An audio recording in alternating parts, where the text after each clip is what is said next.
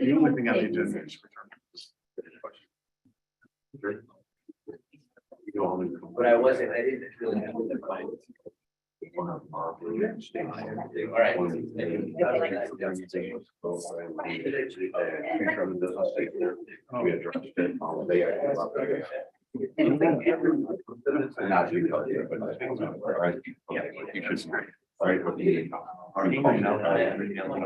Sounds cool.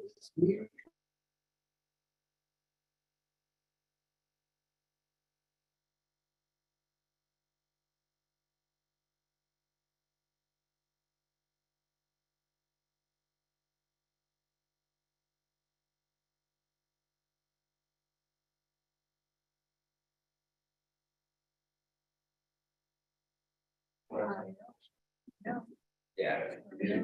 All right, human nature. Okay.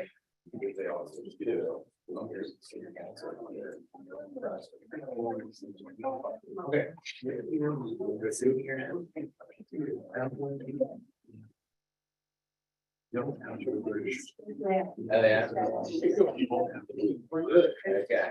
Very, very.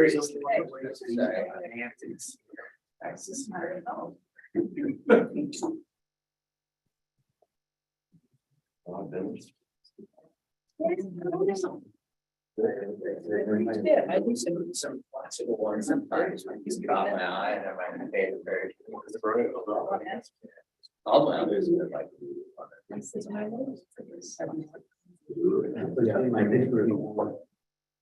Yeah.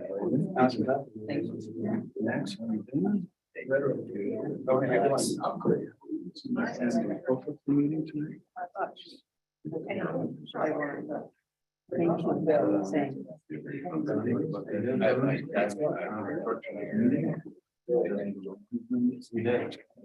We had snappy some people I know. Yeah.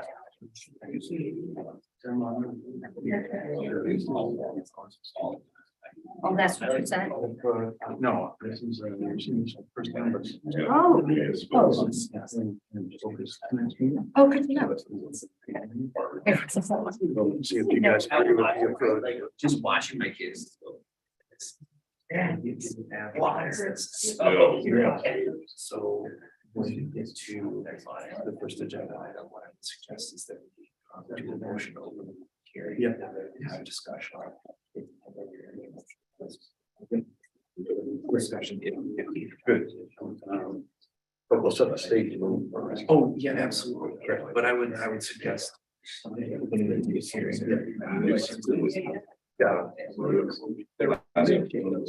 They're like. With the ultra rich, it says somebody who's rather these. But it was.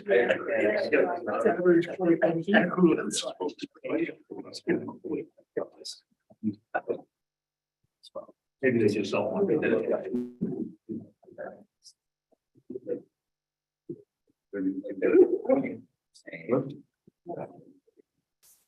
All right, it's 5:30. Welcome everybody to the December 15th, 2022 meeting of the Harbor Springs Planning Commission. Welcome, glad you're here tonight. Thanks for coming out. That's tremendous. And let's see, do you want to start with roll, Jeff? Absolutely. Rick Tarczynski. Here. Vanessa Warren. Here. Emily Dubay. Here. Bob Thoma. Here. George Pete is absent. Bill Mulder. Here. Mark Bidet is absent. Barry Lustgarten is absent. Nancy Rondell. And Max Bassett is here. We have a quorum. Great, thank you very much. And let me start with introductions. So for folks who don't come to the planning commission meetings all the time, I wanted to tell you who you had at the table here. And the key players here are Victor Sinanowski, city manager, and Jeff Grimm, who is our city assessor and wears a number of other hats.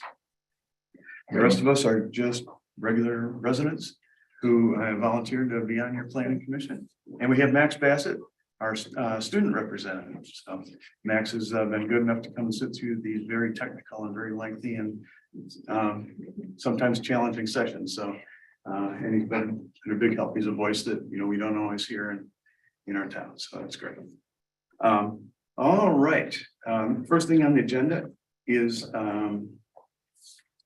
to take a look at the minutes, and we have two sets of minutes from our last two meetings. First one is from November 17th. This was our regular meeting. I move to approve November 17th meeting. Great. I have just one small correction. I think should say 2023 for the next meeting instead of 2022. On the agenda, it absolutely should. Mhm. And I think that was corrected on the website, but I had already was sent it? the packet Okay. out, yes. Okay. Great. So with that correction, what, anybody, do we have a second on?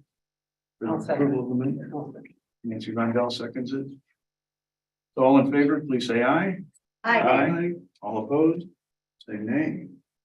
All right, those minutes are approved. Then we have the minutes from our special meeting, where we worked on, took our first crack at the zoning code. And, does anybody have any corrections to those? I move to approve the December 1st meeting minutes. We have a motion to approve. We have a second. Second from Bob Toma. All in favor, please say aye. Aye. Aye. All opposed, say nay. Great, thank you very much. All right, let's see, first thing I want to tell you is I'm on the downside of a cold and my voice, I think, is going to hold together, but if I have to run out for a second to cough or sneeze or something like that, no offense, and maybe Vanessa will jump in too. All right, good. Bit of personal business there, sorry. And all right, next thing that we have is public comment and correspondence. And the way that this works is that people in the audience and online can make a comment about something that's not on the agenda tonight. And so if you're here to talk about short-term rentals, that's on the agenda tonight, and we will hit that in depth. But if you have something else that you think is of interest to the planning commission and to the community, now is the time, and you have 3 minutes to say it very well. And in fact, those are the rules for the rest of the meeting too. Everybody can comment one time, you have 3 minutes, and you stand up or move forward and introduce yourself, say your name and what street you live on, and then say your piece. We will listen eagerly. So is there anything that someone would like to bring up not related to short-term rentals? Okay, good. Then let's move right into it. New and old business, and we have a discussion on short-term rentals. And this is a topic that we've talked about over the last couple of years, pretty in-depth. And council's talked about it, we've talked about it, we've had a big public forum, we've had small public forums, we've had letters, we've had everything. And communities like ours all over the world are wrestling with this issue right now to try to find the right balance in terms of how to handle short-term rentals. So it's not just Harbor Springs, it's not just Western Michigan and resort communities. I mean, this is literally occurring all around the world right now as communities are trying to figure out a way to do this. And so we, after multiple meetings, made a recommendation to City Council to cap the number of short-term rentals in Harbor Springs in the single-family residential districts in the AR district at a number of 40, that is. And we also recommended a scoring system to help allocate licenses. And council was appreciative of our work. They considered it closely and couldn't support it. So, and that happens. That's all right.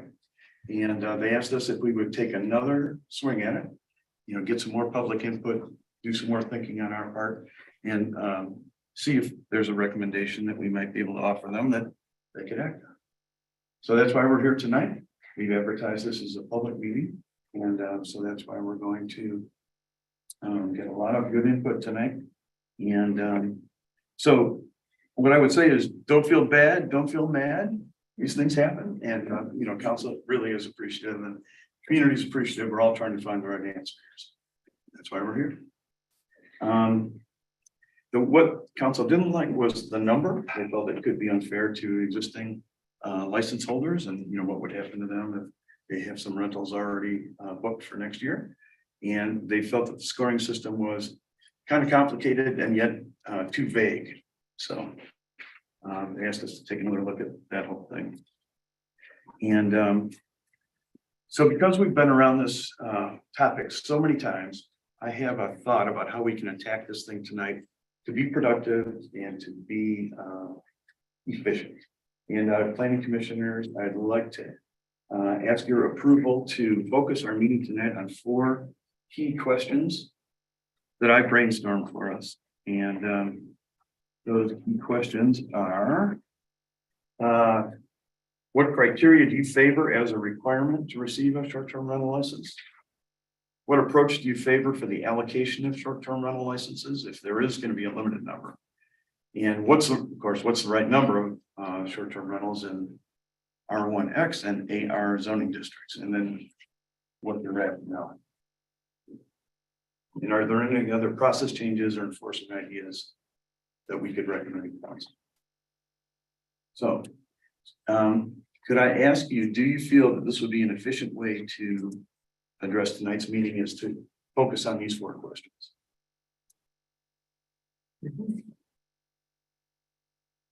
Yeah, because these are all the things that the council came back and said, please, thank you, for look at, right? So, yeah, sounds great. All right, because it is a complicated topic and it can wander. And all right, great. So I printed out some copies of this for the audience too. Next, would you mind? Yeah. Sending these around as best you can? Yeah. If you want to email them to one of us, It's up on the screen too. yeah, but if you want to email it to us, then we could have it to pass around by email. If you want to email it to robinjohnson1000@gmail, I can make sure everyone gets it. Sure. If these guys may not be able to break out of We're not gonna their, do it during. out of their Zoom call to do that. It's on the screen if you can't see it. Yeah, Not right now, I can't. what do you see? It was the questionnaire that you just had, but then now it's just the guests. This is what we're passing out to the audience. So now it's the short-term rental key questions. That's Yeah. right. Yeah. And Bill, if you don't mind me adding, I just want to point out that when we originally set this public hearing and advertised the notice in the paper, we had material that we had prepared that was available to the public, and various members of the public did ask for some of that material.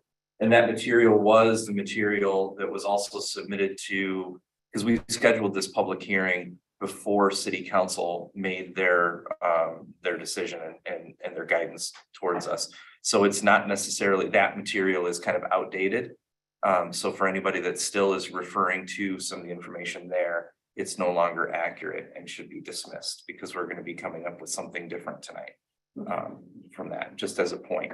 I We think, could discuss anything. and we should just recap what council did do, Great. Please do. which is they capped short-term rentals in the single-family districts for 2023. So basically, they passed a moratorium at 61, which is the current number of licenses in those districts in 2022. So, and that moratorium exists through June, hopefully, while the planning commission figures out or recommends a number or a process that the council can support. So all the other districts, there is no limit to licenses. And for those 61, those who currently hold a short-term STR license in those single-family districts, they have the first right to it. And if they decide not to pursue it, then it opens up to next. But we're going to determine that process as well. So that's the plan we're gonna run under for 2023. At least until June, or do we think? So for 2023, and yeah, so we're going to do something on the books. Plan we run under anyway. So, all right. Well then, the first thing we'll do, I think, is open it up for public comment. And we need a motion to open up public hearing. So moved. Get a motion from Bob. Is there a second? Second from Nancy. All in favor, please say aye. Aye. All right. Public hearing is open on short-term rentals. And so this is what, I'm gonna say we do it first. Yeah. pardon me? Audience first. Yes, that's it. audience first. But what I wanted to remind the audience is, these are the 4 questions we're going to advise city council on, and they're the ones who decide what our policy is going to be. So we're just an advisory group in this. We've done our very, very best to come up with a good plan, but you guys are going to tell us some different ideas tonight, and we're going to welcome that. But I would suggest if you could help us focus on those 4 questions, we would really appreciate it, because that's what we have to answer for council. We are very well steeped in advantages of short-term rentals, disadvantages of short-term rentals, the impact on the community, the impact on the economics. I mean, we have heard it, we've heard it hard, and, we get it.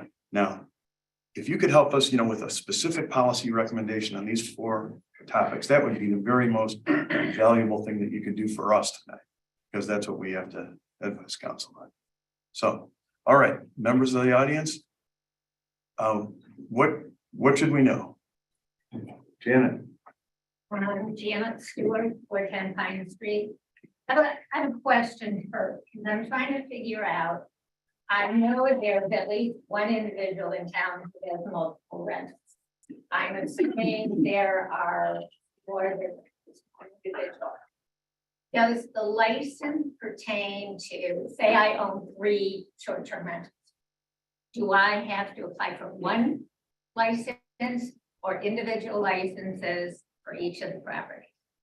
Okay, so this is we can easily answer this question, but the public comment part is designed for you to tell us what you're thinking and what we should know. So it's not supposed to be a back and forth, let's solve this thing out loud. Even though, I'll rephrase it. yes, so we can answer that question in our comments, or we can just answer it now. And the answer is, that a short-term rental license is good for 1 dwelling unit. So if you have multiple dwellings, then you need to fill out a short-term rental application for each. That short-term rental application is good for that owner with that dwelling unit. The owner cannot transfer it to a different dwelling unit, and the owner cannot transfer it to a new owner of that dwelling unit. Okay, I totally agree with that. Would have rephrased it that way. The other, I guess my other comment is, I have a little bit of a concern of saying that the 61 licenses that were in existence last year will be given priority this year. I think it's really only fair. I know we're kind of in a situation where a lot of these short-term rentals probably have the same people every year. They've already made commitments. I understand that. But I think to just simply say that because someone had a license last year, they get top priority this year. I think it really should be just kind of a first come, first serve, regardless of who had a license last year. And I know that can cause some problems, but that's what I would like to see. I think that's a more equitable way to handle the license. Thank you. you have a specific policy recommendation for us on any of these 4 questions? You did give us input on the allocation. Right. But do you have input on the number or any, baseline requirements to grant a license? Well, I can just say, I personally don't, the neighborhood I live in is not probably one of the ones that's had a number of problems with it. I can just go back. My heartburn with short-term rental is that because we've allowed it as long as we have, there aren't houses where people can afford to buy and live in the city. So Okay. as far as the numbers that we allow right now, I guess the 61 is okay. Okay, thank you. All right, who else would like to comment? Tom? Tom Graham, 187 East Bluff. I kind of glad it ain't broken, don't fix it, you get 2 complaints. How many complaints did you get because the boardwalk's not open? But then, hot spot. We have complaints on that, Tim? Tim's not here. Jeff, shoot. I haven't received complaints about that, but that's not necessarily a zoning issue. Victor might have a better idea of answers about that than I would. You? A lot. More than 2. It's Tom speaking right now. Yeah. You know, I'm obviously very involved in the short-term rental committee. I'm a little biased, but a big part of my management office. You know, the restaurants, et cetera, all the stores would hurt if you know, if it gets goes back too far. You know, in a hotel, we got Colonial Inn, which is open all the time. No other motel or hotel, that is our life.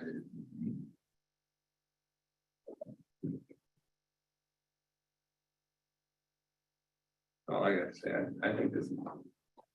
There's only 2 complaints, it's working pretty well as is. Do you have any recommendations for us on any of the 4 questions, like the numbers or the process, or I don't have a problem with a higher number, I think it should be, could be a higher number? would be higher. Okay. This isn't causing a problem, we need the people in this town. Thank you. All right, who else would like to comment? Yes, sir. Yeah, thank you very much, guys. Chase Kushak, 291 East Lake Street. Very proud member of a multi-generational family of Harbor Springs residents. I don't think there should be any limit on short-term rentals, and I don't understand why this is being done. To Tom's point, we're trying to figure out what problem that this is going to solve. And what I've heard people talk about, well, I'll just kind of say that I share a 1-room bungalow with my parents. My family grew up and spread. We needed a bigger place. We bought a second place 3 years ago at 593 East Lake. And at that time, that house had been for sale for several months. Anybody was welcome to come and buy it. That could, it was very affordable. Nobody did because the place was a rundown dump. And we bought it. And since that time, my wife and I put a lot of time and money into beautifying it to make it fit the character and the charm that everybody in this room is fighting for Harbor Springs. We did that. Our neighbors have thanked us. We get along great with our neighbors. Had no complaints. I pay my property taxes on time like everybody else in this town. So my question for you is, what have I done wrong? What has risen to the justification that you would come and strip me of my fundamental rights as a private property owner?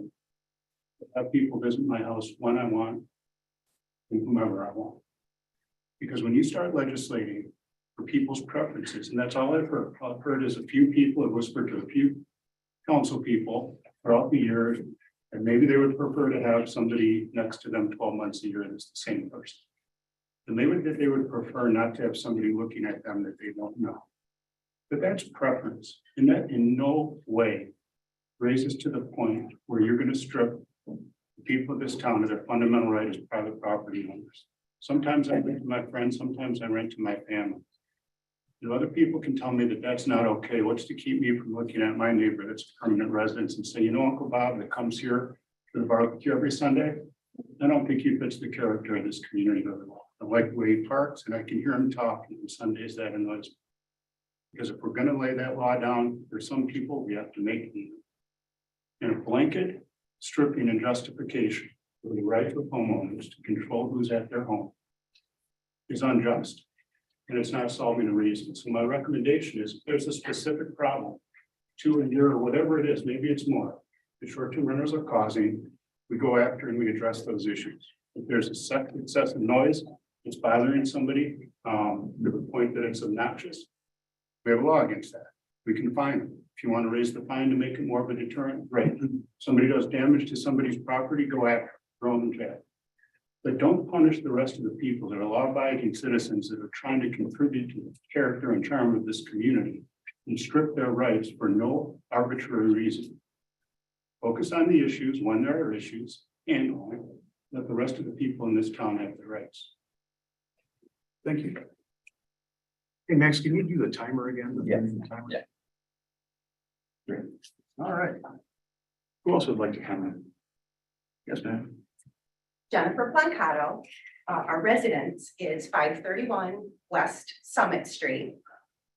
We are fortunate enough to be one of the 61 that holds a short-term rental license, which we're very jazzed about because we just purchased the rental property around Memorial Day. So the first thing that we bought, other than the home, is the rental license. I have to say, comment wise, our rental property was a dilapidated eyesore when we purchased it. It was horrible, vermin, like the worst thing you could imagine. Our immediate neighbor, who has been a long-term resident of Harbor Springs, is elated that we've done so many improvements. She knows we're going to short-term rent it and is great with that because what she looks at is beautiful now. It's on its way to being even better. There are some short-term rentals on our street, right, on Summit, and we've enjoyed it very much, getting to meet new people, some of whom have become very, very good friends. Truly. So that's a huge positive. Those are my comments. I have a question regarding your 4 points up there.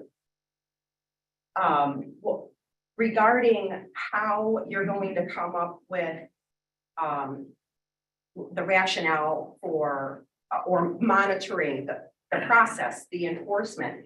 Did I hear on one of the recordings that there is a third party that monitors the rental properties in town? All right, so let's go ahead and answer the question so we can proceed, but yes, we do have a contract with a company that scrapes the web, Yeah. all the rental sites and, you know, plots where the rentals might be, and then puts those on a map, and then you know, if it's advertised on one of 89 sites or something like that, this company says that they can pick it up and plot it for us. Okay, That's and what's the name of that? I couldn't- Harmari, One more time? HARM. Harmari, HARMARI. And what is their fee? What do you pay for that data? I don't have enough, it's not too much. It's several thousand. I'm sorry, It's a couple $1,000s. I don't know the number exactly. It's between 2,000 and 3,000 a year, probably. Okay. But that's enveloped into the short-term rental license fee to pay for that. So the citizens of the community aren't. okay, so we have 61 licenses times the current 400. 61 licenses in these zoning districts. We have more licenses total. Right, okay. 61 in the city, in the zoning. No, in the single family residential and AR zoning districts, yeah. So of About those 90 six- plus, 90 to 100 in the whole city. So there's a whole lot more money coming in for the city.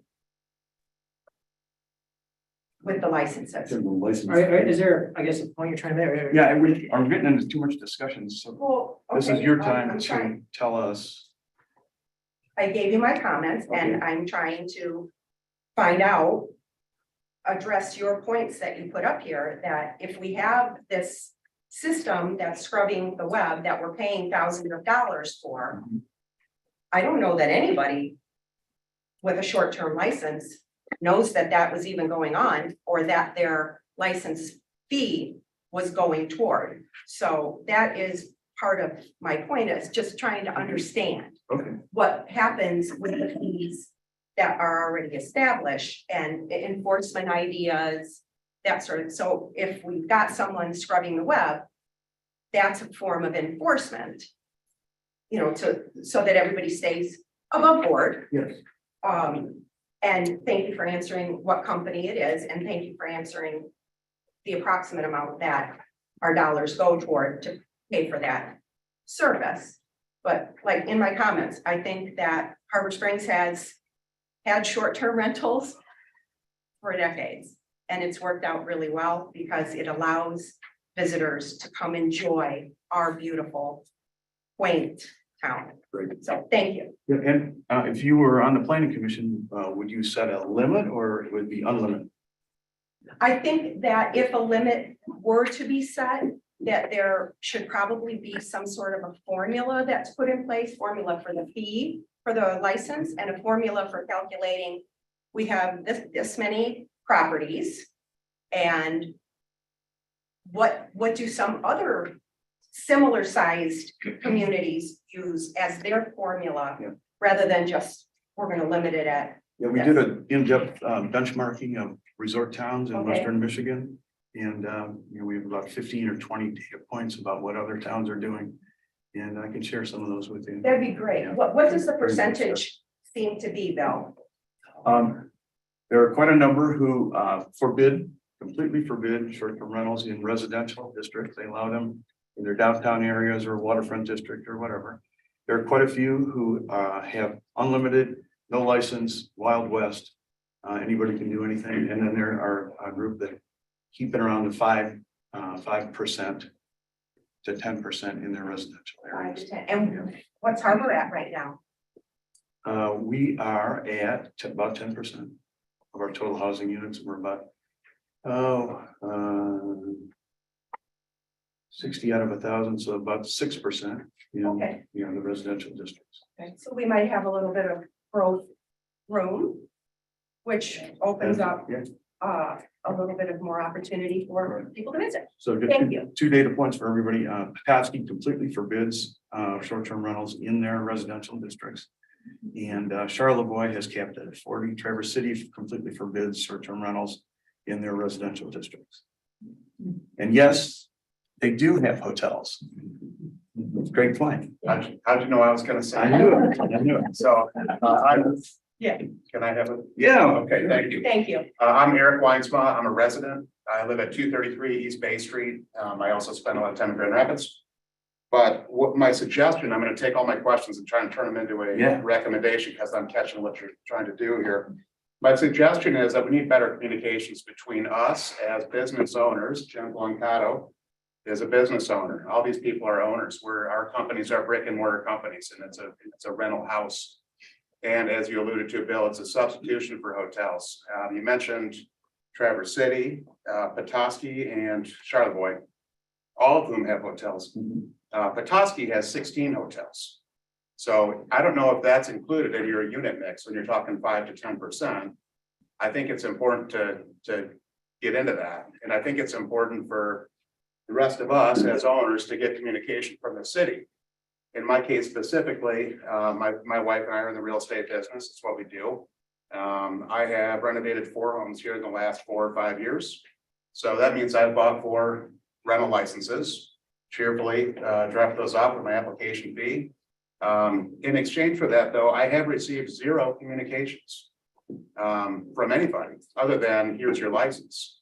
None of us were communicated with about tonight's meeting.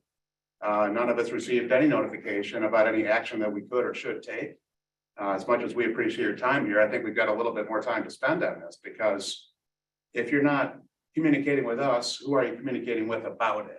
Does our retail community even have a voice in this? I mean, those guys dry up and die. I mean, sorry, but if you go to a little town like ours that's purely resort vacation, and it's a summer town, you can drive through their downtowns and they're boarded up in the winter. And we were too. I mean, not boarded up, but we had a lot of vacant storefronts up until, I don't know, 5 years ago. And you can directly plot this on a graph, one of these smart guys. There is a direct correlation between the presence of short-term rental availability and our retail commercial community being occupied buildings. So with that, we get a lot of other benefits. We get jobs, we get stability, we get retail services and amenities for all of us as residents. Even if we're only here part-time, we like to be able to go to restaurants. All that stuff goes away if we don't have a place for people to stay. It's a really big deal, and it's easily researched, and I know you've done some of that, but where's the information about that research that us as customers of the city of Harbor Springs kind of deserve to see? You know, if we're paying for this stuff, and especially if you guys are gonna put, it was, I think, $300, and then it went to 400, now there's talk about 800. If you chop that into an hourly rate for the 2 service calls that happened in the last year, the hourly rate is beyond the imagination. I mean, it's just, there must be some other answer. And I think I just heard you guys talking about, one of them is this company that Hamari or whatever that's doing some research for you. That's great. Why can't we know that? You know, it would feel a lot more collaborative if we could have some communication from you guys. We have heard nothing, absolutely nothing. A lot of the faces that you see on your screen up here are people at home on a Zoom call because this all came up real late. We very quickly organized a group of people. Many people here are represented in that group, and this isn't going to sit well with a lot of people. We got to be able to, as a community, we got to be able to defend our answer, and we got to be able to prove We did talk to the retailers. We do know whether or not they want more people coming through or they don't. I mean, from a hotel and other short-term option standpoint, we got the Best Western and the Birchwood. That's it. That's not very many beds for the size of our community for how much effort we've put into trying to attract, visitors and draw attention and put on great events, regattas and skiing and all that stuff. It all requires a base for people to be able to live in. So we got to be sensitive to that. We got to be a little bit, we need to appear less flippant about how we're making decisions on this stuff. There are big dollars at stakes. This is millions of dollars a year, just in home rental income for many, many people. Those are our businesses. That is what I do for a living.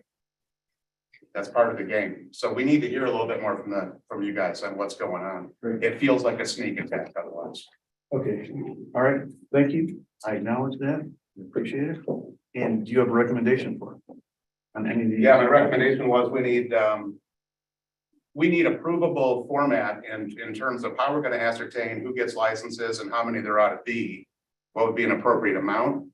And if you guys are doing that research, please share it with us, because as I try to turn this back into a recommendation, we're just lost. We don't hear anything.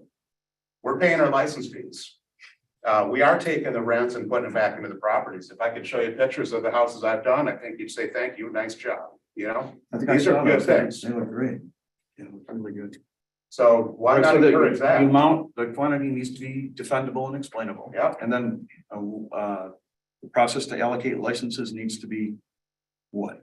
Clear? Probably, there's probably room for some kind of a system. I mean, I know the scoring system that you guys laid out was talked about, and something along those lines, I'm sure can work, but it just feels like we're rushing into a decision because everybody's sick of talking about it. Okay.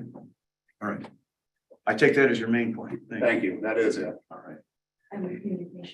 And better communications. Yep. Yeah, We hear you. Definitely hear By you. better communication, you mean you? would any like- communication, So you- any.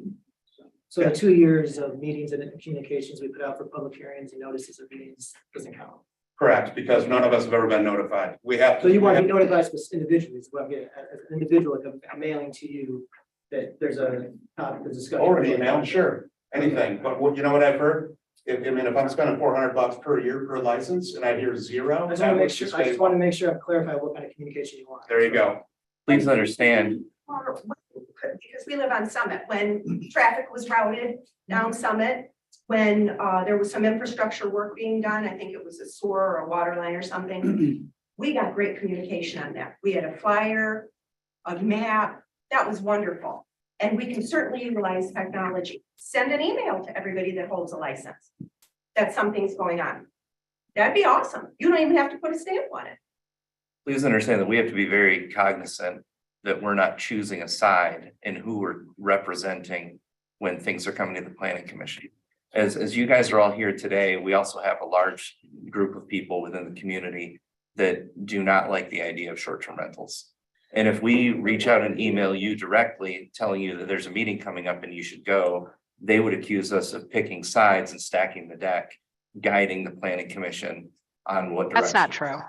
So We we pay a have to license be. fee. I mean, You pay a license fee for a license, yes. Right. So we make, all of our communication is available. The information that the planning commission sees is all available online. Yeah, it's there for previous meetings as well. So it's there, but just like everybody in the community, an effort needs to be made to follow what's going on at the planning commission to participate. And we do have an email sign up list for planning commission and city council. Our agendas are posted all over town. It's on our website. You can have them email directly to you. This discussion has been going on for 2 years at short-term rentals, so I don't think there's an issue with that, but I hear you want specific communication to you, so. we didn't know this was going on tonight, Are you on the city email? Who's on the city email list for meetings? Okay. Well, I was on the newsletter email and it was specified in the newsletter, the December newsletter from the city. And there are 95 people signed up generally for that. For the planning commission, probably about 100 for the. It's a pretty popular group. Yeah. So anyway, people in the audience could definitely sign up for that too. That's free and easy. So, but I take your point, Eric. Thank you. Who else has some thoughts in the audience? Margie Marks, 818 Arbor Street. I want to thank you for having a public meeting. I want to thank everyone who's also here as owners. I am not an owner of a rental. I live next to one. And I live next to one whose owners are wonderful. They're great. I wish they lived there. I say that all the time when they visit. And I want to just address a couple of things. And I've heard this a few times. Well, if there aren't that many complaints, what's the big deal? And I think that's something to address as we go through this next process. I have to say, it's not so easy making a complaint. It's easy to say, well, if it gets too loud, if it gets too strange, just pick up the phone and call. At the same time, there's that, I want to be a good neighbor. I don't want to pick up the phone all the time. I have a great relationship with the owner. I actually contact her and say, hey, this is what's going on. It becomes, however, in a sense, sometimes I feel like I'm babysitting, this area. It's just not in the area, meaning my home area. It hasn't been horrible. No. Does it have to get horrible to do something better? I don't think so.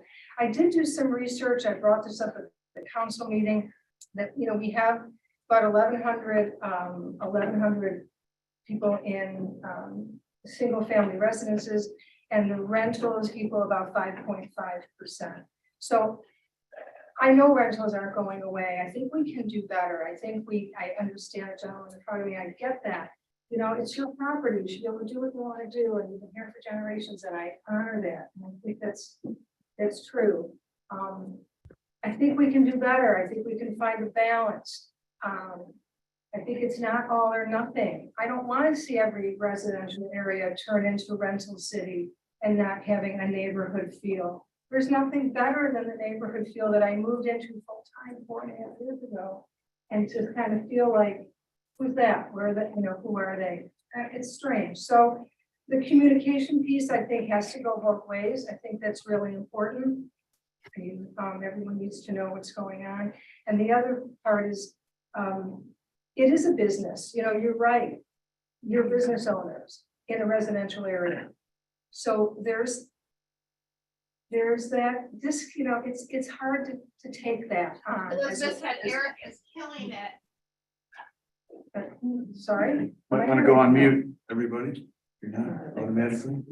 Okay. It's one of the Zoom. An Eric fan. Okay. So I think that we can find a balance. Bill, you said, the allocation, I really do feel that if we just let it go without any kind of guardrails, a phrase I've used before, I think that we'll find ourselves on an opposite problem. And nobody will be here to run these restaurants or be enrolled in these schools and pay our tax base. So I think we have to take a bird's eye view of all of this. Do I have exact answers for you? Not exact, but I'm willing to help. Thank you. Many people here are here because you are in favor of short-term rentals. Is there anybody here that's not in favor of them? Well, Or unlimited. Okay. they're all. And do you guys have an association? Or a group? A short-term rental. Yes. That you can communicate with each other and the city? I will address that. This is Robin Johnson. I will be addressing that when I speak. Okay. Ms. Winter. I guess I'm the only one. So, thank you for having this meeting. Sue Winter, I'm on State Street near Summit. And I have been really concerned about the issue because our area seems to have an awful lot of short-term rentals appearing. And by the way, the city really does a good job communicating. You just have to read the paper, look at your Facebook. It's all there. It really is. You just have to pay attention. But as part of addressing the hotels, well, we have to ruin our neighborhoods because we don't have hotels. We do have hotels. They're over in Petoskey. We're a motoring society. We have vehicles. I just had a wedding in my backyard in town. People came from all over the country. No one's had to stay in Harbor Springs. We had a big dinner downtown at a restaurant, 20 people. They all drove away. They drove to Petoskey. They loved going by Bayview. It's a whole experience. You don't have to stay in next door to me. You'll have a great, you still have a wonderful time. You still eat at the restaurants. You shop in the shops. And there has been short-term rentals in Harbor Springs. And I've been here for like 32 years, but they've all been down by the lake shore. People want to stay by the lakes. And there's been 4 above the bluff that I know of. Anybody can correct me. In 30 years, I've known of 4. And that hasn't really hurt anything, just that 4, that was, but then they started exploding. And so you can't, I mean, our up bluff uptown has not been inundated with short-term rentals like we are now. I mean, it's a whole different town up there now. I like the idea of just allowing them below the bluff where they have always been, and leave our neighborhoods alone. We want our schools to thrive. We want our businesses to thrive. We want our grocery stores to thrive. We want our churches. And they're not going to. They're going away. And just read what's happened in Scottsdale, Arizona. You just have to do research of the ruination of a lot of resort towns. And also there has been studies done on the impact, the economic impact short-term rentals bring to communities. It's very, very tiny. And I can dig up the article. I think Rick had posted it for the Planning Commission a few months ago. Something like 1 or 2%. It's not a gigantic impact. People are coming here anyway. If I'm going to Leland, I don't say, oh, if I can't stay in town, I'm not going to Leland. I go to Leland and spend the day there. I think that argument is ridiculous. It's because we don't have hotels. We're 1 mile square town. I mean, we're teeny. I don't want a big boxy hotel here in our town. And I don't know, Bill, that's just one of the points. Are you going to let people comment on? Because I do think that our town needs to have a backbone when it comes to limiting. I thought the Planning Commission really had a great backbone because they said 40, that was a great number. Well, the council didn't like that number and they picked 61. Why 61? Where did the research go into that number? Where was the back and forth? And is that too many? And 61 is a really odd number. I mean, you think it would be 60 or 55. Why don't I answer that? It's how much licenses. It was in respect for current owners to make sure that they were all cared for going forward for 2023. But that's, I mean, it seems like a little bit of a cop out because, 40 is a good number. I would recommend 40. Okay. And it's okay to tell people they can't do How would it something. be for you if you purchased a house in Harbor Springs based on the fact that maybe you could rent it and help pay the mortgage and then have that swept away? If I purchase a house in Harbor Springs as a business investor, I darn well know what's going on around the whole country. I'm smart enough to read. How would that be for you though, if we swept that away and said you can't do this? And I would rent it long-term. Well, that's the And somebody reason. be for very this- happy That's with the it. reason for the 61. Oh, no, I understand that. But it's a risky business investing in real estate. And you know that when you go into it. And if a city decides something is better for the city, they can have a backbone and make that rule. So anyway, that's obviously I'm in the minority, so. I just want our city to have a backbone and really work on this and keep our city the way it is. Don't worry about the hotels. People are gonna come. Thank you. Great, thank you, Sue. All right. Yes, sir. Kevin Byer, 216 West Third Street. I grew up in Harbor Springs, moved here when I was 5 years old, and recently just relocated back here with my family. I've seen the town every year of my life. I've never seen it thrive like it is right now. And I could say, I think that the pandemic probably had a lot to do with that, but short-term rentals too has a huge impact because there was nowhere else to stay. And we bought ours 2 years ago and have been responsible with it. I feel like it's been great for the community and our guests and have gotten great reviews and it supports the local economy like everybody shared. But like you were just saying, I came down here, looked some people in the eye before I bought it, and if I got a license, I'd be good. And I do feel like the rug would be swept out from under me if you had taken that away. But I also look at it, I think you guys are gonna have a really hard time coming up with a number that you can stick to, especially as property trades hands. And that's gonna be a really complicated process. Like if one opens up, who gets it and how do you do that? And it's gonna be extremely complicated. So I would vote in favor of having just like Mr. Graham recommended, if it's not broken, don't try to fix it, leave it as is. But if you had to do something, I would look at neighborhood by neighborhood, because below the bluff is great for short-term rentals. I'm actually living in our house right now. And there's nobody that lives downtown, nor do I really think there will be long-term, but you know, I think you would want to look at certain neighborhoods above the bluff and decide if that is a short-term rental favorable neighborhood, so property owners know that. Yeah. That's what I think. Okay. And do you have a number in mind, or do you, are you unlimited? Leave it as it is, as long as people are responsible. I mean, we haven't gotten a call. I think there's a couple stories, anecdotes that have gotten, you know, carried away, but I am not aware of a real issue that they've caused. I'm aware of a lot of issues that residents have caused too. I mean, there's two sides to it. I mean, nobody's perfect, but I think you're just gonna open yourself up for a huge can of worms by trying to limit it. I had a family member buy a property with the purpose of doing a short-term rental in the same neighborhood that I am, and she can't get a license, you know, and that's tough. I don't know. I just think you looked at it neighborhood by neighborhood above the block, you had to do something, but I think you should just leave it. Okay, great. Thank you very much. All right, why don't we go to Zoom? Is there anyone else?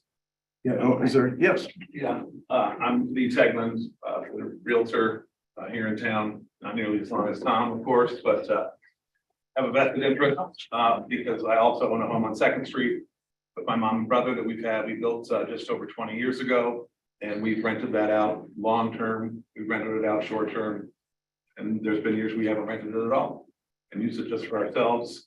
And so we've appreciated that flexibility and have loved being able to do that. When the licensing came along, we've been happy to pay the fee, would advocate to keep the fee where it is, if we could. And I just think, looking at your question number 2 and question number 4, you know, touching on having some backbone and some teeth, I think it's, you know, you definitely want to concentrate on what are the criteria, what are we looking at, how are we deciding where we put these, how many we put out. I think that's really where the rub is, and coming up with, you know, bona fide information, data that supports whatever number is come up. If it's 100, if it's 1,000, if it's 10, you know, how do you apply that data? How do you apply that criteria across the board? So that everybody on whatever side, if there is a side, can say, okay, we see how this is done. We can understand. And should the city need to defend such a position and say, hey, this is why we did the things we're doing, and this is the way we're doing them, and that's challenged, the city can say, well, this is the formula we came up with, and this is the way that we're doing it. So I think, yeah, again, going to getting information out and making sure, and I think, yeah, valid points are made. There is easy access to information, no doubt about it. But I think that you know, therein lies the rub. With number 2 and number 4 is how do we come up with that number and what that number is, and I think the free market approach has been working okay. So maybe it's a number either, but you know, that's my 2 cents. Okay, thank you very much. Yes, ma'am. Jen Hushak, 291-593. You talked a lot about the hotels and things, and you know, some of the points that people can drive to Petoskey. It's a walkable community in Harbor Springs, and if I'm going down into Harbor Springs, and if I want to go to the pier or you know other establishments down there, and I want to have a cocktail or two, guess what I'm not doing? I'm not getting in my car and driving to Petoskey because it's illegal, and I'm not going to drink and drive. So people in Harbor Springs that stay in Harbor Springs like to be here because it's a walkable community. We walk everywhere we go unless it's an absolute disaster weather-wise. We walked here tonight and I'm happy to do it. It's a beautiful community. People want to come here and stay here and walk and be a part of it. Not everyone wants to be downtown during the winter. We're not below the bluff, or we're above the bluff. We're closer to the ski hills. People love our rental because of that. They can get to Point Highlands and Nubs Knob in 5 minutes. And they can also walk downtown or drive downtown. It's nice. I don't see any reason to limit it. I don't think you're gonna have an extra 100 people apply for licenses. They haven't in the past. I don't think they're gonna do it now. Housing market seems to be slowing a bit. It is downstate. It seems like it's slowing a bit up here. And I think if you start to restrict things, no one's gonna buy a house up here. I think it's really gonna hurt things. So I don't see a reason to cap it. I think I don't know how arbitrarily you decide. I mean, great if we're one of the 61 that gets to continue our license. I mean, we've done the right thing. And we use a management company. They handle stuff for us. We don't have complaints. We follow the rules. But what if we decided not to rent it this year? If we wanted to use it just for our family? So next year we can't get a license? That's completely not fair. Nor is it fair to the people that decided not to rent last year and now want to rent this next year. What if their financial situation changed and they need this money? I mean, you don't know. And I just don't think it's fair for the city to take that away for really no reason. There haven't been that many complaints. The people that come to Harbor Springs are, for the most part, upstanding individuals that care about their surroundings in the community. They don't trash places. This is not a place where you get like bachelorette and bachelor parties. It's not that kind of scene. It's not a Cancun, it's not, now like Nashville's the big place to go. That's not Harbor Springs. It's quaint, it's cute. People want to be here for much different reasons. And I just don't see the need to go and enforce all this stuff. Fine, we'll pay the $400 fee. No reason to increase it to $700. You've shown us absolutely no reason what that extra $300 would go towards. I just don't think it's fair to cap things or to take it away from the people that have been doing it for years and doing it the right way. Good. Thank you very much. Yes, sir. I would just like to add, and obviously I'm biased, but in agreement with the previous two speakers. Could you introduce yourself? Sorry, Jason Johns, 284 West 4th Street. I think it's important to note that a lot of my 3 minutes up already. I think it's important to note a lot of my renters are actually homeowners in Harbor Springs. And they rent the house for their children and their families, or they rent the house for their older parents because they want them to be close to them. So limiting short-term rentals, I think that's an issue in and of itself, being that I deal mostly with homeowners in Harbor Springs. And then with the licensing, I think let the free market work itself out. I don't understand a reason to limit any license, and I can think of several examples of people this year who have built houses, for instance. There's houses going up on 3rd Street. To tell them that they can't rent out their house now for a little extra income when they're not using it. When you think about it, you have a house being built on 3rd Street that's on a vacant lot that's been vacant for 20 years. I think everyone in the town would agree it looks a lot better in that neighborhood having a house on it. And I think the city would agree that they like the tax revenue more on the house than they did on the vacant lot. So my recommendation would be no limitations. The free market will work itself out. Okay. Thank you very much. Going on, yes. Tony Blancato, I'm on Summit Street. We purchased the house down on the lower bluff on the west side of town. And my wife already touched on the point of we fixed it up. And we're in the midst of fixing up. We actually haven't even rented it yet. But the one thing that I've heard in the past is people say, if there's all these rentals, people can't afford to buy houses in town. Well, for the things that I think most everybody here has to put into these homes, normal people can't really afford that anyhow. The house that we purchased was in such a shambles that we had to shovel feces out of the way to get into the house. So what we're doing to the house is we're trying to uplift this community and put money back into the community. So it's, yes, is it gonna benefit us? Absolutely, I hope it does. We really want it to. But I just don't see that argument as being valid. And I just want to bring up, we care about this community and we want to hear everybody. But the fact is, to the other points, I think everybody here needs $1. We need the lights on in these houses or in the restaurants in these places. And if we can have people stay in our homes, great. It's a wonderful thing. So I couldn't agree more with the fact the market will work itself out. I really do believe, and I love the point about the Cancun. This is not Cancun. If we're going to be choosy about who we put in our rental too, and I know for a fact that other people that are renting here, if you want somebody that's going to take care of what you're investing. So I think we shouldn't limit. I think it should be open. So thank you. Thank you very much. Yes, ma'am. I'm Diane Climas. My son bought the house next door to me on Summit Street at 530 West Summit. And with the idea that he came during COVID and worked from home, stayed at my house. And the house went up for sale next door to us. He did a lot of fixing up, but he was able to buy it, fortunately. And unfortunately, he had to go back to the office after things cleared up. But he comes home often. And he wants to retire here because he wanted the house next to me. And we're doing a short-term rental. And I sort of manage it for him when he's not here. In fact, he's not here now because I think he's stuck in Pennsylvania in a snowstorm trying to get home. But we haven't had any problems. The home is big enough that we have been renting to families mostly, the backyard. We've had return people already, and it was just this year that we started it. And we're booked for all next year too.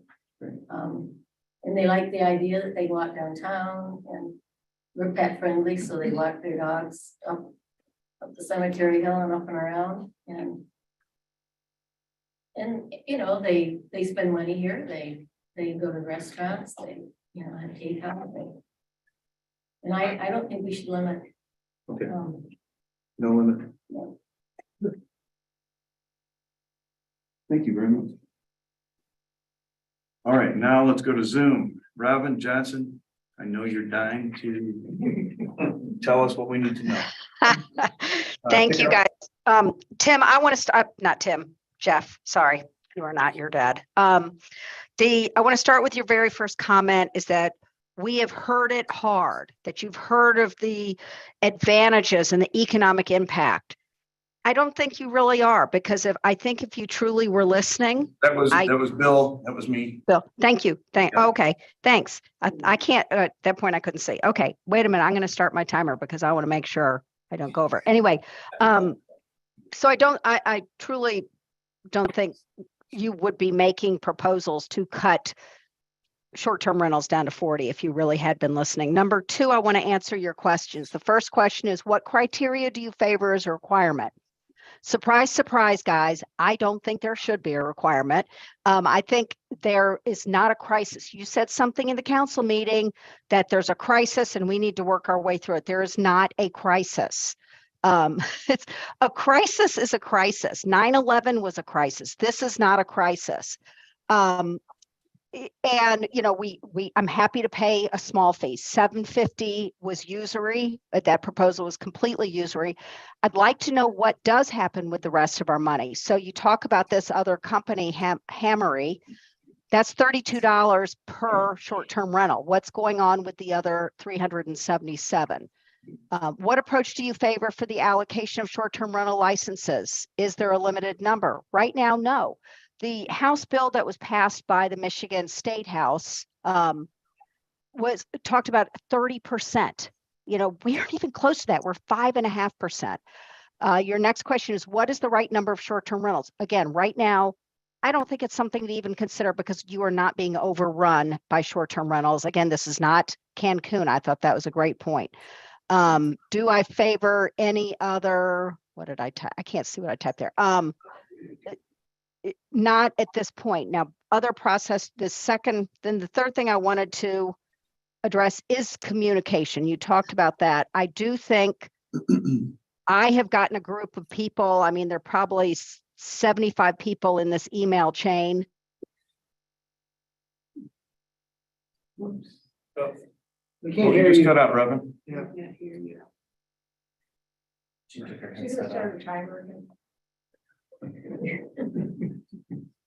Robin, your audio just cut out.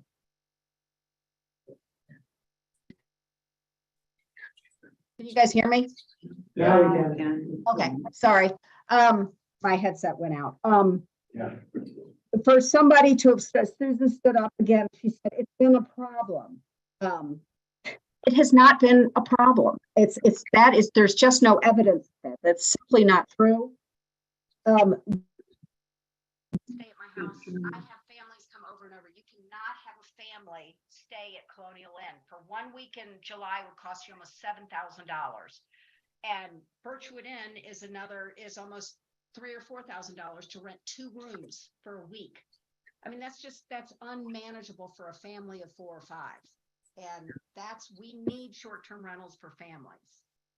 I'm hitting my 30 seconds, so. Yeah. All right, so Robin, here's what I heard you say. I'm sorry. I don't know how much you heard of what I said. I'm sorry. I'm gonna play it back to you and you tell me if we Okay. heard. Okay, so first thing I heard is that Bill didn't listen because we wouldn't even be talking about this if I truly understood. Correct. All right. Says that there should be no requirements to receive a short-term rental license. But At this I point, didn't yeah. understand your point. Are you saying that they should not even be licensed? No, I don't mind paying a fee. I just think, I don't think there should be a lot of rigmarole. I do, however, and Jeff, I sent this in an email to you. I do agree. I think I don't have any problem with somebody coming in and checking my house. I think perhaps as a group, the short-term rental owners should do it themselves. I have no problem having somebody come check my house. I think it's kind of a cool idea. Okay. Because your 2 minutes is up, let me keep summarizing what I thought I heard there. And you're in favor of unlimited number of short-term rentals. For now, it's not a problem now, so why Local do hotels it? is untenable, unaffordable, and is not an alternative, and that further justifies the need for short-term rentals. And I saw you type something on the chat, and you mentioned that this was a backroom conversation. And My concern was when you said there was so much that you were communicating and it was out there. We don't feel like that as a group. We do not feel like we are the people who are most affected by this. This is financially could be a devastating blow to some people. okay, so that's And back I to think- communication. Yeah. By improving, excellent, okay. Yeah. And I'm sorry, my headset went out in the middle of it. I apologize, guys. We heard you and felt you. All right, who else on Zoom would like to comment? Matt Dipple. Matt, if you want to get Matt, go ahead. Yeah, good evening, everyone. Can you hear me okay? Yep. Absolutely. Good. I would first like to say, I know there's a lot going on here, but I just want to commend the Planning Commission on their efforts on this program. I'm sure it's not easy to put together something like this, especially when you have other careers outside of this. And I know you guys have been working on this for months. What you developed is pretty good. But you know, I had a lot of talking points on this. I think that, you know, it's the questions, the 4 questions here have kind of taken us off a little bit. Would have loved to have had these in advance, because I'll tell you what, we would have had a boatload of information for you to answer some of these questions. As the gentleman sitting down in the front stated earlier, kind of seems like a sneak attack a little bit that we've delegated ourselves down to these. But I mean, if these are the 4 questions that you had to deal with, that's fine. you know, the one thing about the requirements that Robin had mentioned as well is you really get into a lot when you talk about trying to put in requirements for short-term rentals because you start to deal with the equity of short-term rental owners versus long-term rental owners versus hotels. So if I have to have a specific you know, number of carbon monoxide detectors and smoke detectors and extinguishers, which I do, obviously, you know, you have to be a 5-star rated facility at this point. You know, the long-term rentals don't have to have that. There are no checks and balances in that situation. So there's a little bit of an imbalance in that situation. I get it. You're trying to create something. I don't think, you know, that type of scenario where you start to blend the lines between what someone's allowed to do and what someone's not allowed to do in that situation. So I do believe that what we have is okay. I'm not opposed to what was created. I think, you know, you guys put a lot of effort into it, and if it stays, it is what it is. I welcome someone to come through the house. I'd love to show people what I did to the turd that I improved upon. As far as allocation of license, you know, as you know, it just comes down to, I really can't answer this at this point, but I will tell you that there are plenty of case studies out there in this country of communities that have done a very successful job outside of Michigan to create successful programs, and they worked with their short-term rental owners and the local government and others to create very successful programs. And, you know, I know you guys have that Harmari or whatever. I already know about that. There's a very anti short-term rental organization that is just simply out there to create money on fines. I've done my research on it long before I got into this. If you want to see another site that has some good case studies, rentresponsibly.com is a very good one. It talks about San Padre Island and other communities in California that have done some amazing case studies on how they've developed their programs in that situation. As far as the numbers concerned, as we stated, you know, the state legislation put out 30%. We're nowhere near that. So do you favor 30% then, Matt, or do you favor a particular number? We got to wrap this up. Yeah, 30%. I do favor that because that's what they've had. As far as process changes, more frequently asked questions online, a little bit more stuff as far as portals in that situation, and certainly not require us to use property management companies as our local agents. That is probably 70% of us on, or 70 of us on here or more do this by ourselves, because when you do that, you change the IRS regulations from a active participant to a passive investor. And there are a lot of advantages and disadvantages to that. And it opens you up to some massive litigation because you change someone's IRS standards. So keep that in mind and be aware of that one, please. Thank you. You very much, man. Appreciate it. Anybody else online like to jump in? Elizabeth's iPhone. Elizabeth's iPhone would like to comment. Oh, hello, can you show my face? Hi, this is Rob Keenan. I'm Elizabeth's husband. Okay. Hi, Rob. Hi, nice to meet you guys. And a new time owner, we're on 3rd Street. We just bought in, and the person who rebuilt the house for us, it was a dump. And then we've been investing money to keep it up. So we're new owners, but my wife and I have been coming up since the 80s. And a couple things to call out. And again, some of it is going to be redundant. But the long story short is I do believe that if we work together as short-term renters with you over the longer term, we can come to a resolution that is appropriate for both us as well as the current residents. I think that we're cutting off our nose to spite our face at this point by trying to do something quickly when this solution can happen over time. And I say that because my wife and I bought the house. We couldn't afford this house if we weren't supplementing it. And our goal, I'm in my 50s, my goal is to retire in Harbor Springs because we've been coming up with our family, both skiing and boating, like I said, since the 80s. And we want to become long-term residents. So we want to protect it for the residents because we will be one soon. And we also want to be able to afford this house. And like I said, we use the rental funds in order to offset, in order to be able to afford this house. So I think long-term, you would be cutting off a lot of potential residents like us if you do start to take these actions. The second thing I would say, I would echo what everybody said. We're investing in this property. Short-term renters make sure that the property is pristine in order to get people to, it's a competitive market. So we want to make sure that our place is beautiful. We also want to obviously make sure that we maintain the character and the personality of Harbor Springs, which is what we love. So if you were to add more hotels would kill the character of this, of what we love about this community. I would also just say that we need to keep our property values up. Oh, and then the other thing is I know for a fact, as a frequent visitor, I don't know how much you've talked to the retail community, but as a visitor, we go out every night, and our visitors, your renters go out every night because it's a vacation.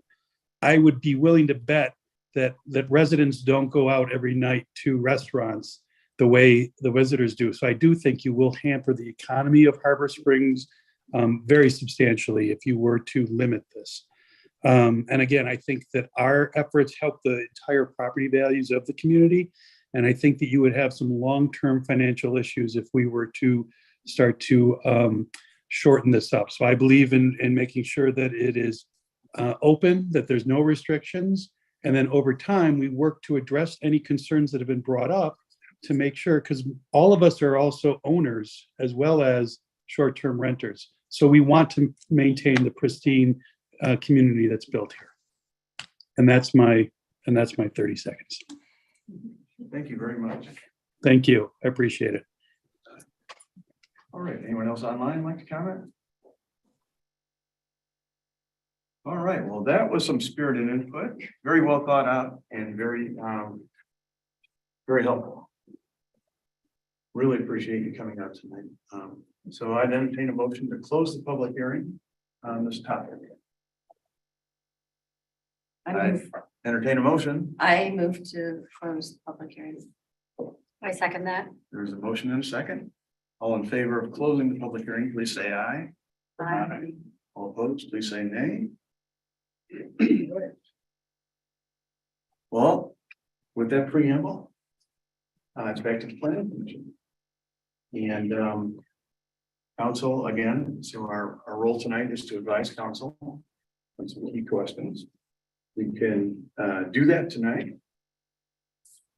Or we can talk about it a bit more and come back in a month. Compare notes and see what we think. So let's discuss what we've heard and then what else we might want to do. Anybody have any thoughts at this point? Yeah, Joe, I'd like to make some comments on what I heard tonight. First of all, I'd like to address the fact that nobody has given notification of the meetings. And as it's been stated, it's in the paper every time we have a meeting and short-term rentals are going to be discussed. It's there. Same way with city council. I don't think sending out letters to short-term rental people is within keeping of our bounds. We have to keep it open to the public. We make the proper notifications. It's their job. It's their business, if they call it a business, to keep track of what's going on. And so I don't think that's our problem. In regards to keeping the lights on in town, that if short-term rentals didn't buy these places, the houses would be dark. I live next door to a short-term rental. They cause many problems, but 3/4 of the year, the lights are off. If a full-time resident had bought that property, the lights would be on. There would be people spending money here in town. As far as setting limits in residential districts, it's not arbitrary, as it was called. These are businesses in residential districts, which they don't belong there. Actually, I think short-term rental, if they want to open up a business, they should have to get a special use and get permission from their neighbors, which is what I liked about the checklist. They had to show approval of 3 or 5 of their neighbors. Many cities restrict them by district. They restrict them by, you can only have so many within a certain distance. And I think we're being generous in setting an overall limit. The 30% by the House bill, everybody keeps talking about. This bill has been going back and forth in the House and the Senate for years. One body will approve it, the other won't. Until they both do, it's not a law. I don't think it needs to be taken into consideration. It's just people gossiping. As far as people buying it and needing to rent short-term rental so they can afford their house, again, that's not the city's problem. If you can't afford a house, you don't buy a house. If it depends on you doing a business in a residential district, you're taking a big risk because it doesn't belong there in the first place. Can you speak up, Rick? Trying. Sorry. And, you know, it's always property rights. My property right to do whatever I want with my property. Why is your right more important than my right to a peaceful neighborhood, a residential neighborhood, which is zoned for residential and not for business? So I don't think that really holds water either. So I think that's covered everything that I heard. I think what we're doing is a very good compromise, limiting it to what we have now. I think our checklist is valid. It might need some fine tuning, but I think we should stick with it and come up with a better one and recommend it to City Council. Thank you. Anyone else like to comment on there? I think we're galloping into this headlong. Okay. Like this suddenly become an epic emergency that needs to be dealt with now. Instead of having some more intelligent dialogue about it.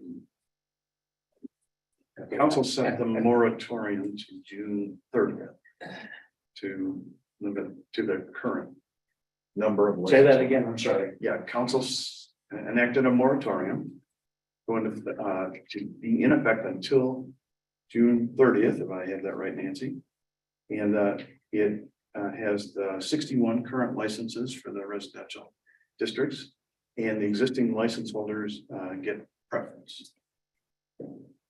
So Bill, I guess what you're saying is that we're trying to act within that 6 months before June Yeah. 30th, so that's why. I don't think anything was intended on being passed tonight. No. And, 2023 is gonna run under this moratorium. So if you have a license today and you want a license, for 2023, you're gonna get one. If you still meet all the criteria. So really, what we're more talking about here is 2024 potentially. So, but Bob, I take your point about, does it have to be decided on December 15th and recommended to council? No, it probably doesn't. Thank you for coming out tonight. At almost all of our meetings for the last year and a half, whether we've been talking about short-term rentals or not, there are residents that come and have real problems with the short-term rentals that are in their vicinity. We asked them, did they call the police? What actions have they been taken? But the reason why we're here is because at every meeting, we have real complaints, we have real concerns, and we have residents who really would like to have full-time residents or long-term rentals next to them. So your stories are so valid and thank you so much. But every meeting, we are hearing from somebody about a bachelor party, about garbage, about dogs, about a gun. It's at every meeting. We're getting it. As long as it's fair to everybody, because you had a resident here say they just had a wedding in their backyard. So just whatever. Okay, the public comment part is now closed, so now it's time for the commissioners to discuss what they heard and talk about what we do next. You have any thoughts on what you heard tonight and what our approach ought to be? Yeah, I have some thoughts. I just want to say, I'm just getting it's just so nice to hear how much the citizens care on both sides. Like, we live in such a special community, and I love hearing, that those that rent and how important it is to you, and then those that are full-time homeowners as well, how important Harbor Springs is to you. So I think that's something that's the most important to remember, is we just want to live in a wonderful community.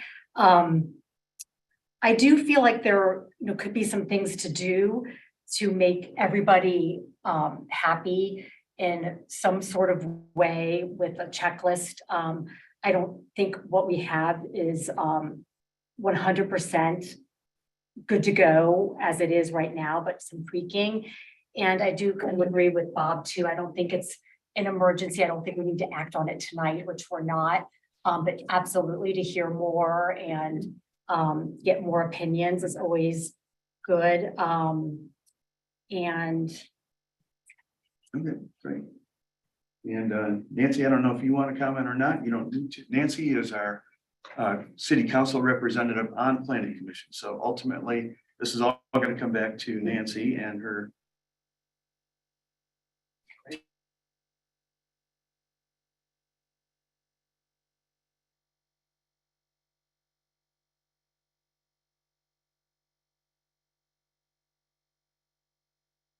Comes to a vote sometime. I think a lot of valid points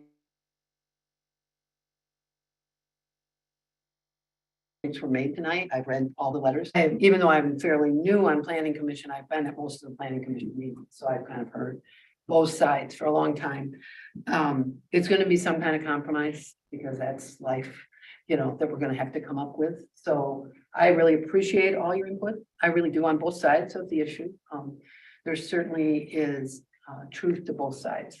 I don't have a magic answer. I wish I did. That would be wonderful. But I'm certainly listening. I really am. And I hope I know we can come up with something that will work. I don't know exactly what that'll be at this point. But I do, one caution, I think we need to make sure we look at a long-term picture and not just trying to put fires out for a year or two or whatever it is. The world has changed a lot in the last 5 years, and it's going to change again in the next 5. And so everything I read gives me both sides of the equation all the time. So I appreciate you all coming, and we are going to continue to work on this.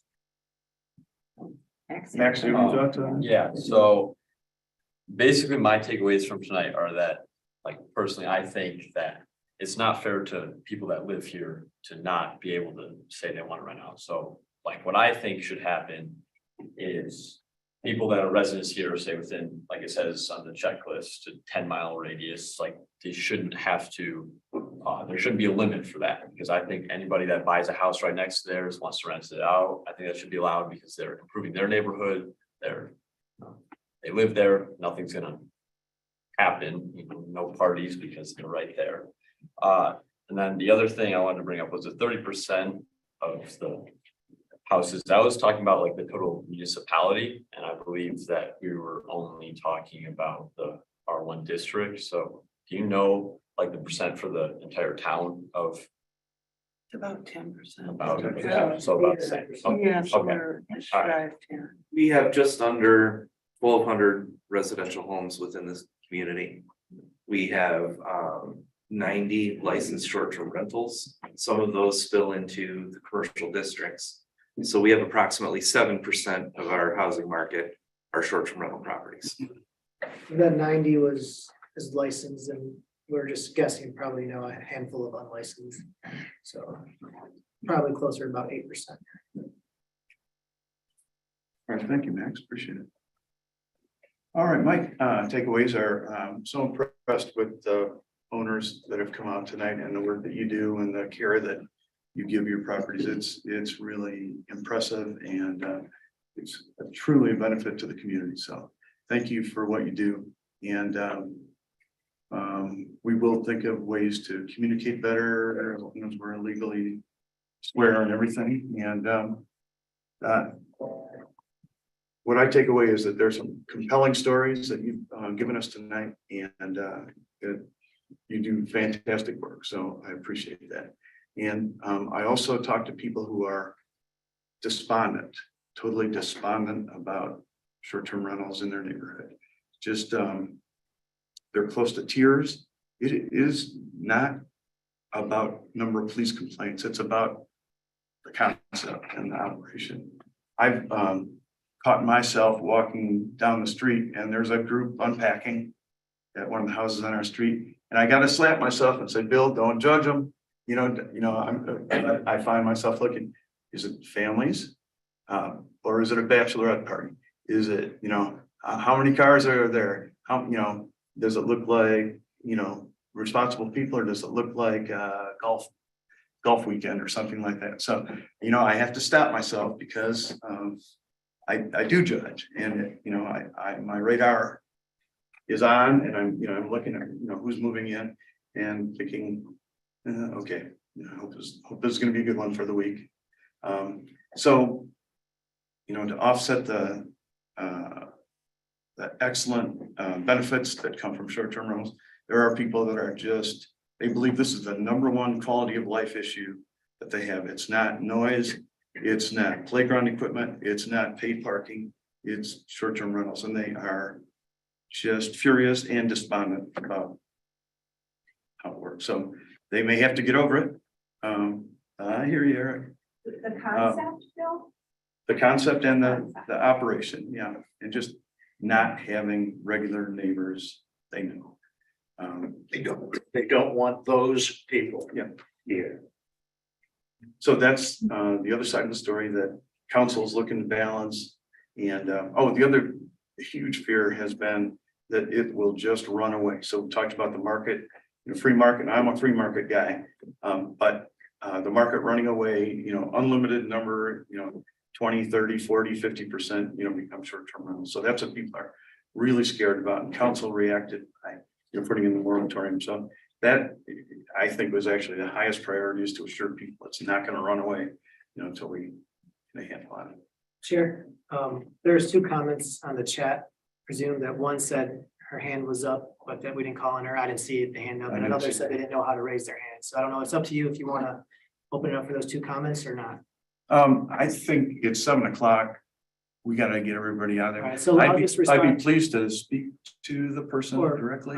Yes, one of us Molly, one is Liz. They could either email us, the planning commission, and then we can include in the next comments in the next packet. Sorry, I missed you guys. I just didn't see the hands up on the. Okay, so, the main points I take are better communication, if we can find a way. And, let's give this some more discussion and think about it together about what's the right way to attack this thing. So council doesn't need a recommendation from us, after tonight's meeting.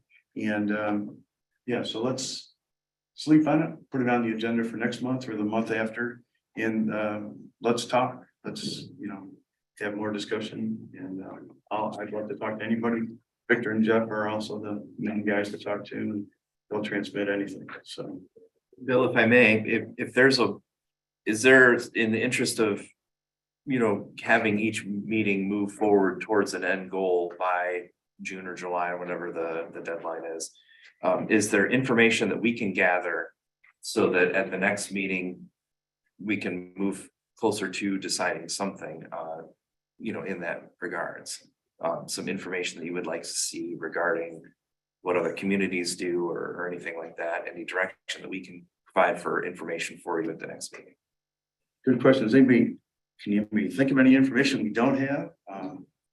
Retail impact. Retail impact. Okay, all right, I don't think retail's come to any of these meetings. all right. Like, let's see Chamber of Commerce, you know what I mean? I feel like there should be other All right, knowledge that we should have, you know, about what impact it'll have on our retail. let's reach out to them and see if we can't get them into the discussion. I'm curious if there's a way, because I know that you can get data from like Airbnb and VRBO on revenue that's coming to certain areas, and if we could compare that versus sales tax revenue in the business district to see a correlation between the two, I think would be helpful. Yeah, we don't get any sales tax revenue in the city, but that all goes to the state. Yeah. Unfortunately. But to show how many more sales there are if there are short-term rentals. Is that what you mean, Kevin? Yeah. that- Or, you know, yeah, anyone would be welcome if you could, you know, dig up some information about, you know, economic impact. I'll find that article for you, Bill. Great, we'll Send it. find that, and we'll find all the articles. Yeah. Would it be informative if we all put together how much we've invested in our houses over the last 5 years to see the economic impact of the investment that STRs have put into this community?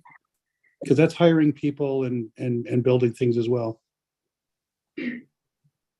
Yeah, we can, yeah, sure. I don't know if it's helpful. I've just, it occurred to me. Yeah, or we can make some assumptions, right? Yeah. I don't, you don't want to get specific on anybody's investment. So, It also, it would be helpful if we had the information ahead of the meeting. yeah. Yeah. So, because otherwise it's just too much at one time. Well, it looks like we're moving into some group problem solving here, but So it was just a recommendation. yeah, let's do it. Let's take your recommendation. I appreciate the comment that people don't like the concept. I'm very in favor of solving the issues that short-term renters cause for the local residents. Could you gather information from them on, is it noise, is it damage, is it things like that? The concept's going to be tough to follow. But could we look at better enforcement of the things that are resulting in problems for them from either short-term renters or regular residents, and improve the enforcement or the penalty for those things to keep those more at bay for the residents? Concept's going to be tough to, you know, not having the same person next door to you is going to be tough to solve, but solving the issues that arise from that and having better enforcement and punishment for those might be something we could take up to help alleviate their concerns. I agree. Jennifer, one Get a more couple of comment. phone calls about your place, you're off the list. Oh, Or something, yeah, I think rather than punish you in advance. Sure. Maybe we could wait till the infraction actually happens. I'd like to say that we have talked about our enforcement problems ad nauseum Yeah. at this planning commission Yeah. and at council, and we have made several changes to our enforcement process. I think we've heard, my personal opinion is we've heard an extensive amount on enforcement. I don't think that's issued right now as much as is the character of the neighborhoods and what short-term rentals do to that. I think that's the central focus. And I mean, we've changed our process a lot in enforcement. But Well, Bill, if I I could just also add- want to add that we do have Molly saying it's not fair to Zoomers to let people in the audience talk and they still can't talk. You're right, Molly. You're right. But there's a difference between your enforcement. Hold on, Greg, hold on.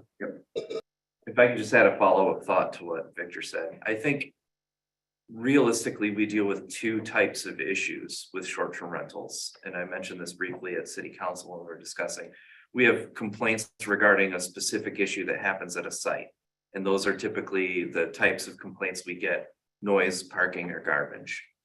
And when the question has come up in the past of how many complaints do you get, I've answered the question in regards to those types of complaints. And it's really very minimal. So I do feel that our enforcement regulations regarding that aspect of short-term rentals is working very well.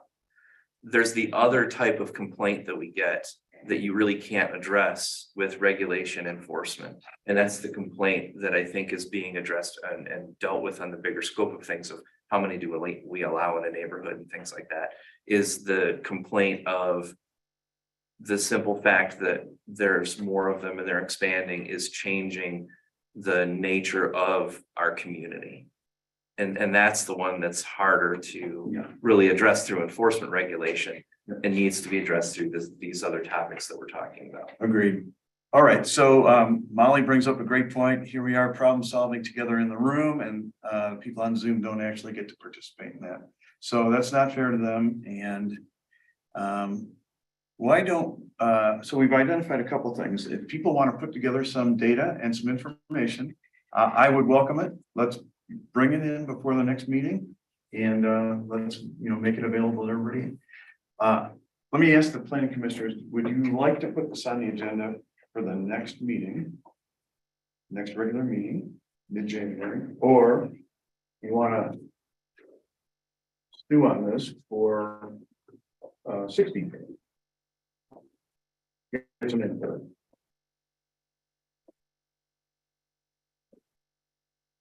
I'd like to see it if it was the next meeting in January, if we can make sure we can, it wouldn't fill the entire meeting, and then we could still do other things on the agenda as well.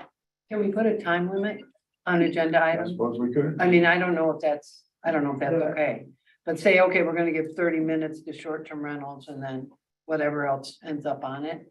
That just helps to keep it from just getting bumped down the road to another meeting. I'm not sure that there's much left to hear from this group than what we've already heard, unless you guys get organized and bring us some material that shows the opposite. Otherwise, what's there left to say? You want it. Okay, I got it. Now show me why you want it and why it's not going to affect him, who has some concerns about all this. That's what we need here, to have an exchange. So do they think they can get some information Yeah, we within a need month? to, we need to exchange some information and have some dialogue between us, whether that's with a representative of your group or the whole group or whatever. Bill, you had asked for like homework assignments, or perhaps it was Jeff, like what things could we do before the next meeting? Exactly. I think it would be helpful if a little bit more in-depth research was done on communities of our size, of Harbor Springs size, what their percentages of rental properties are. I think that might be one piece of homework that you all could perhaps do, but that some on our end as the short-term rental license holder could also do. It doesn't matter if it's, somebody brought up Scottsdale, Arizona, that is so far beyond what we are. We're a very small community. Yeah. You already did that, Bill. Yeah. That's been done. For Michigan, and the comments I've heard are just, it ought to be unlimited. So just deal with it, Harbor Springs, and that's what the main thing I'm picking up here. And that's not wrong. But if we may have to compromise somehow, but I don't know that we need to go that much further in researching other communities, because people are just gonna say, all right, well, that's what they do, but that's not what we should do. And really the focus is here and what folks think is the right thing for our town. So I'm on, all right, here's what I'd like to do. No more group problem solving. Let's, I say, let's put it on the agenda for next month for 45 minutes. And in the meantime, folks, citizens can talk. I'll be the point person. Jeff will be the point person. And if you want to provide some more data, some more thoughts, some whatever, I'll talk about it with you as long as you want to. So, and then we'll bring it back here. Sorry, Margie. I'll answer the question. Okay. So All for right. those on Zoom, if you heard that please, we'll have on our January meeting, we'll have a short-term rental, part of the discussion on short-term rentals. If you want to submit your comments to us beforehand, so the planning commission can analyze that. I know we didn't get to everyone during the public hearing because of some Zoom issues, but I also want to say as a technical thing, just by the way technology works and stuff, you're guaranteed to be heard if you actually attend or if you submit something in person, but I can't guarantee that if you're on Zoom that we're actually going to get to you all the time. So, so that's just the part of it. So I'm sorry, I apologize for any, you know. Yeah, if I we missed apologize if I anything. didn't call on somebody correctly. That happens. It's my fault. Let me just add, the planning commission meeting will be on January 19th, is the third Thursday at 5:30. And if people email me their comments that they would like to include, I can include it in the packet with the information that the planning commission gets, if I receive it by January 13th. If it's received after, it is given to the planning commission, but not until the day of the meeting. So if they would like it to be part of the packet, January 13th. So just to help people, that way they have time to read things before the meeting. Very good. All right, moving on to the next agenda. Oh, if anybody wants to leave, they're welcome to it. No hard feelings. We're gonna just talk about some administrative stuff next. All right, in terms of a new idea, we're working on the zoning.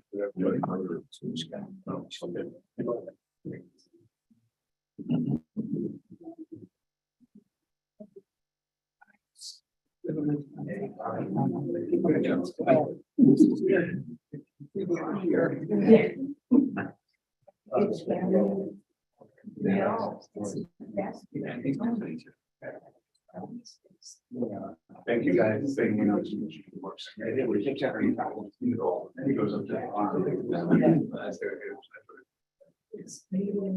Thanks for coming.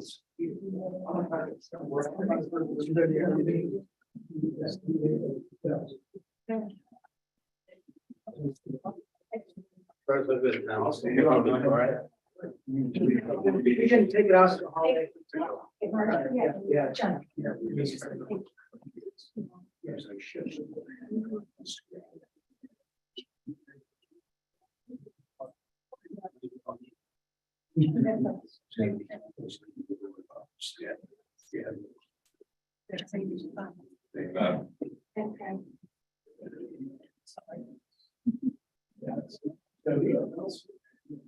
All right, the final thing I had for you tonight has to do with our work on the zoning code and reviews on that. And there are a bunch of new trends in zoning. And I talked to John Michaelangeli about that. And there's I've given you a picture on this one handout of the American Planning Association has a zoning reform toolkit. And it's a lot of pages and I've been going through it, learning a lot. And it occurred to me, I think that would be helpful for all of us to learn about that. And then we know what other communities are doing, what are the latest trends in zoning. And so talk to John, and you know, our meetings have been so busy and so booked that it's hard to absorb, you know, something. So I'm suggesting that we could do another learning event for us. Could be a Saturday morning or it could be a late afternoon, you know, some weekday. And probably be about 2.5 hours. And I give you an outline on the three topics that I think are essential to that. And I wanted to get your thoughts on if you'd like to do that. And if so, what kind of date and time looks best for you? I'd love to do it, and Saturday mornings work best for me. Yes, Saturday, okay. Anyone else want to jump in? I'd like to do it. It kind of depends. Saturdays are usually fine. The other days, it depends. Okay. What other meetings? You don't want to see. Rick, Saturday is good. great. Bob? Yes, and Saturday? Emily? Yeah, Saturdays are good, just obviously depending on the Saturday. Yep, okay. You're thinking January, February, Bill? Yeah. Something like that? Yeah, before we get into Yeah, because spring. we're Oh, yeah. about to get into some Yeah, important stuff. yeah. Just to let you know, staff gets paid triple time. Yes, that's it. We all get paid. We get. We don't hear more on Saturdays. Sure on Saturdays anyway. Good, and So- Mark Boudet said he's in. Exactly. All right. Want to reach back out to him, or do you want With reference to this To meeting, John to set it up. I'm gonna propose a date, a couple dates for this group, then let's see where we get. Okay. And then we'll book it. Can you just shoot us an email or something Yeah. when I have my That's what I'm gonna calendar? in I front of want me? to make a suggestion. Yes, John? Have the council, Yes. include council Yeah. and the ZBA member. Yes. Yeah, it would That be I think good. would be an idea for that. We're not having any of you council guys sneaking around. That's what I do. He sneaks them out, yeah. That would be helpful, actually, because Right. then, yeah, that would be. Actually, helpful. we did do this a couple of years ago and we invited ZBA and council and planning and, it worked out very well. Well, John, I did John's in the spring. wasn't it? Right, we did Yeah. one in spring. Yeah, it was in the spring. It was awesome. The basic zoning code thing, yeah. John, do you remember when we did we had the 4 or 5 classes in a row in Petoskey that was open to a bunch of people? Yeah, Was that that- was Michigan State, that was an extension course. It was the MSU extension, it was the citizen planner class. I just couldn't remember when we did that. That was much more intensive because it was like It was 4 or 5 before, it was days. before I was on council. Yeah. So it's That's gotta be been 3 years ago at least. Is there a way to know how and why zoning developed the way it did, like, for instance, why it's R1 on this side of the street and R3 on that side of the I'd street? say, And- going through the minutes of the planning commission, city council would be the best way to figure that out. From a million years ago. Well, not necessarily from a million years ago, zoning didn't really take. 78. Some of the zoning districts. Well, we're gonna learn what's possible. That are just. Yeah, we're gonna talk about that, I think, with John, right, of taking a look Yeah, at yeah. what we wanna do with that. Yeah, we are looking at that. And another thing is, and if we need to go back and look at it, we certainly can, but when we reviewed the master plan. And we had our land use map and our future land use map. That's kind of what touches on our zoning map, right? We can, if we see, we would like to trend in this direction in this neighborhood or this neighborhood. You can show that on your future land use map. So then when we're analyzing our zoning code map, we can say, well, you know, do we want to make changes? We can look to the future land use map and say, this is what we forecasted and we can do, right? Going back anecdotally to what, you know, and I'm making some guesses here based on what I've heard within the community, but then what also other communities have done. Is they kind of looked at when deciding on their zoning districts, well, what's there already? Let's have what zoning district we put in match. And we can see that most clearly, I think, back in the 70s when we adopted our zoning code. What was on the corner down here was it was a motel. Mhm. So what neighborhood did they create and put there? The multiple residential zoning district. Mhm. And the same thing with Hillside Apartments went in the early 70s. So what zoning district did they do? Multiple residents. Same thing with commercial. They kind of said, what's here already? And they plopped that down and said, here's our zoning districts. And then they probably looked at future land use maps and said, what direction do we want to go? And I think they forecasted that more motel type activity might go on in the corner. So they forecasted that multiple residential zone going down Bay Street. And in actuality, it went the other way and we recently made those changes. But just to answer your question, that's my guess. But I think it's close to what's happened. All right, well then, well, I'll work on that. And then, are there any more comments, or ideas or anything else to cover tonight? Doesn't sound like it. All right, this meeting is adjourned. Thank you very much.